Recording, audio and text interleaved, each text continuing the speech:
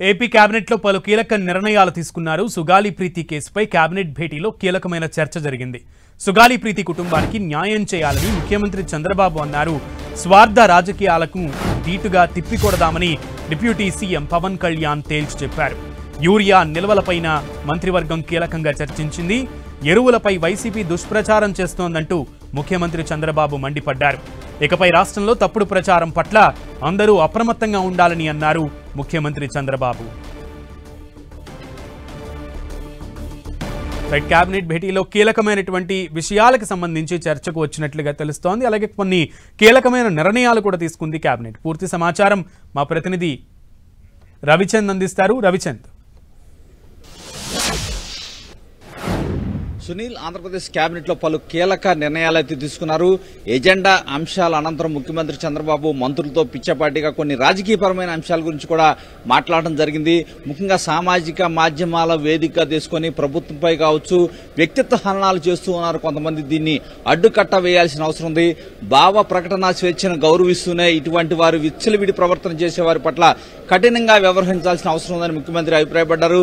దీనికి పవన్ కళ్యాణ్ కూడా సపోర్ట్ చేయడం జరిగింది.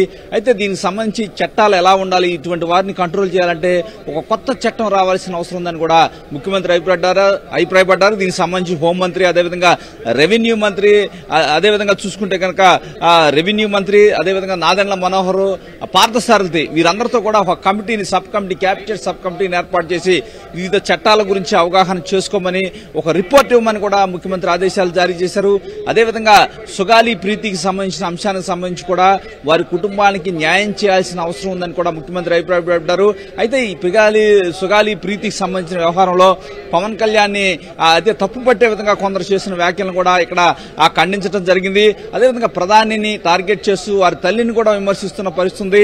కూటమిలో భాగస్వామ్య పక్షాల నేతలను ఎవరైనా విమర్శించినా కూడా ఎట్టి పరిస్థితుల్లో కూడా అందరూ కూడా వారి రిస్క్ కు రావాల్సిన అవసరం ఉంది. దాన్ని గట్టిగా చాలా సీరియస్ గా తీసుకోవాల్సిన అవసరం ఉందని చెప్పి కూడా ఇక్కడ అభిప్రాయపడింది. రాష్ట్రంలో ఎరువుల ఎటువంటి ఇబ్బంది లేదు, కానీ కొంతమంది కావాలని తప్పుడు ప్రచారం చేస్తున్నారు. వారి పట్ల చాలా కఠినంగా ఉండాల్సిన అవసరం ఉంది. ఎటువంటి సమస్య లేకుండా కూడా వైసీపీ దుష్ప్రచారం చేస్తుందని కూడా చెప్పడం జరిగింది. అయితే డిఎస్సికి సంబంధించి ఇక్కడ నారా లోకేష్ ను కూడా అభినందించారు. ఎందుకంటే 72 కేసులు డిఎస్సిని అడ్డుకునేందుకు వేసినప్పటికీ కూడా నారా లోకేష్ చాలా సమయస్ఫూర్తితో ఆ వ్యవహారాన్ని చక్కబెట్టి ఈ రోజు డిఎస్సిని కంప్లీట్ చేశారని చెప్పారు. అదేవిధంగా ఎవరైతే పోలీసులు ఉన్నారో వారిలో కొంతమంది టీచర్ జాబులు సంపాదించుకోవడం జరిగింది. ఆ ఖాళీలను కూడా భర్తీ చేసే విధంగా కొంత చర్చ అయితే ఇక్కడ జరిగినట్టు మనకి తెలుస్తుంది. ఎట్టి పరిస్థితుల్లో కూడా ఏదైతే టీచర్ ఉద్యోగాలకు వెళ్లిన డిఎస్సిలో సెలెక్ట్ అయిన ఎవరైతే కానిస్టేబుల్స్ ఉన్నారో వారి ప్లేస్ లో భర్తీ చేసే విధంగా కూడా ప్రభుత్వం అయితే కొంత నిర్ణయం తీసుకునే అంశాన్ని పరిశీలిస్తుంది. ఈ విధంగా రాజకీయపరమైన అంశాలన్నీ కూడా ఇక్కడ కీలకంగా చర్చించారు. అదేవిధంగా జీఎస్టీకి సంబంధించి కూడా కేంద్రం తీసుకున్న నిర్ణయాన్ని రాష్ట్ర ప్రభుత్వం అభినందిస్తూ ఒక తీర్మానాన్ని కూడా చేసిన ఆ పరిస్థితి కనిపిస్తుంది. ఏది ఏమైనా ఈ రోజు ఏదైతే మోడీ తల్లిపై రాహుల్ గాంధీ విమర్శల్ని సకాలంలో మనం తిప్పికొట్టలేకపోయాం, ఎట్టి పరిస్థితులు కూడా తిప్పికొట్టాలని కూడా ముఖ్యమంత్రి అభిప్రాయపడ్డారు. అయితే ప్రధానంగా ఇక్కడ చూసుకుంటే కనుక అధికారులు కొంత మాట్లాడాల్సిన సమయంలో మాట్లాడటం లేదని చెప్పారు.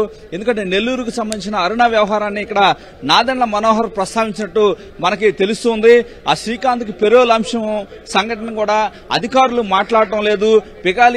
సుగాలి ప్రీతి అంశంలో కూడా అధికారులు కూడా తమ బాధ్యతని అంటే మీడియాకి వివరించాల్సింది పోయి వారు బాధ్యత నుంచి తప్పించుకునే విధంగా వ్యవహరిస్తున్నారని మనోహర్ అభిప్రాయపడ్డారు. ఈ విషయానికి సంబంధించి ముఖ్యమంత్రి కూడా ఇది సరైన విధానమైన నిజంగానే మాట్లాడాల్సి ఉంది, ఎందుకు మాట్లాడలేదు అని కూడా ఆయన అభిప్రాయపడ్డారు.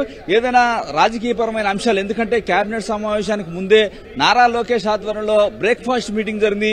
అక్కడ కూడా రాజకీయపరమైన అంశాలు వచ్చాయి.